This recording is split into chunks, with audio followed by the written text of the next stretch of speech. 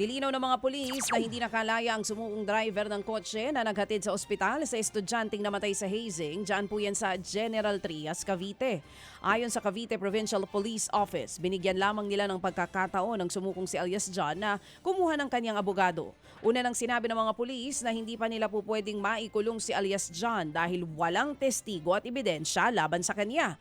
Umani po yan ang batikos mula sa netizens at sa pamilya ng hazing victim na si Mark Kenneth Alcedo. Lumabas sa otopsiya na severe blunt force trauma sa lower extremities o matinding pamamalo sa ibabang bahagi ng kanyang katawan ang ikinamatay ni Kenneth. Una nang sinabi ng mga pulis na may nakitang mga bakas ng pagpapahirap o torture kay Kenneth.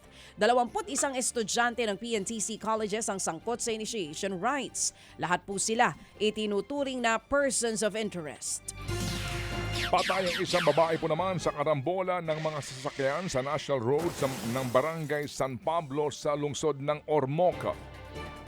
At ayon po sa investigasyon, bumangga na nga po sa truck ang motor kung saan naka-backride ang babae na gulungan pa ang biktima. Nagtamo naman ng galos ang rider po ng motorsiklo.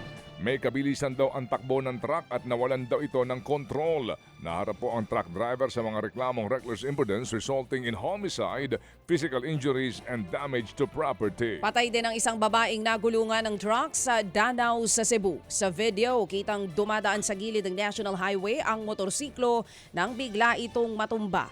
Doon na nga po nagulungan ang biktimang nakaangkas sa motorsiklo. Aray ko po, dead on the spot ang babae dahil po sa matinding pinsala sa ulo. Nakaligtas naman po ang rider. Ayon sa mga pulis, sinubukang mag-overtake ng motorsiklo sa kanan ng truck nang bigla po itong matumba.